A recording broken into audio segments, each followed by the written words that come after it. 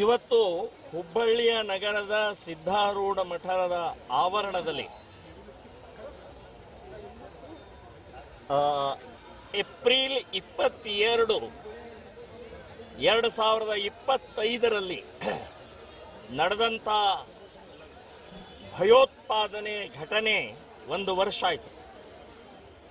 ಇಡೀ ರಾಜ್ಯಾದ್ಯಂತ ಶ್ರೀರಾಮ ಸೇನೆ ಸಂಘಟನೆ ಮತ್ತು ಎಲ್ಲ ಹಿಂದೂ ಸಂಘಟನೆಗಳ ಒಕ್ಕೂಟದಿಂದ ಒಂದು ಶ್ರದ್ಧಾಂಜಲಿಯನ್ನ ಅರ್ಪಣೆಯನ್ನ ನಾವು ಮಾಡ್ತಾ ಇದ್ದೀವಿ. ಹುಬ್ಬಳ್ಳಿಯಲ್ಲೂ ಕೂಡ ಶ್ರದ್ಧಾಂಜಲಿಯನ್ನು ಅರ್ಪಣೆ ಮಾಡಿದ್ದೀವಿ.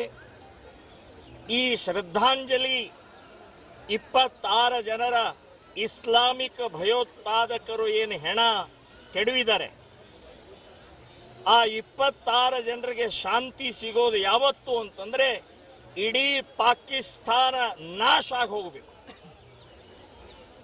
ಆವಾಗ ಮಾತ್ರ ಅವರಿಗೆ ಶಾಂತಿ ಸಿಗುತ್ತೆ. ಸಿಂಧೂರ್ ಅನ್ನುವಂಥ ಪ್ರಕ್ರಿಯೆ ಅರ್ಧ ಯಶಸ್ವಿ ಆಗಿದೆ, ಇನ್ನ ಅರ್ಧ ಪಾಕಿಸ್ತಾನ ನಾಶ ಆದ ಮೇಲೆ ಪೂರ್ಣ ಆಗತ್ತೆ ಅಂತನ್ನುವಂಥದ್ದು ನಾನು ಹೇಳ್ತಾ ಇದ್ದೇನೆ. ಅದನ್ನ ಮೋದಿ ಅವರು ದಯವಿಟ್ಟು ಇದನ್ನು ಗಮನಿಸಿ ಇದನ್ನು ಮಾಡಬೇಕು ಅಂತನ್ನುವಂಥದ್ದು ಹೇಳ್ತೀನಿ. ಈ 26 ಜನರ ತಪ್ಪೇನು, ಏನು ಅಪರಾಧ ಏನು, ಅವ್ರು ಏನ್ ಮಾಡಿದ್ರು, ಇಸ್ಲಾಮಿಕ್ ಮುಸ್ಲಿಮರಿಗೆ ಏನ್ ಮಾಡಿದ್ರು? ವಿಹಾರಕ್ಕೆ ಹೋದಂಥವರನ್ನ ಹಿಂದೂ ಅಂತ ಕೇಳಿ ಗುಂಡು ಹೊಡೆದ್ರಲ್ಲ. ಸೊ ಇದು ಇಸ್ಲಾಮಿಕ್ ಮಾನಸಿಕತೆ ತೋರಿಸುತ್ತೆ.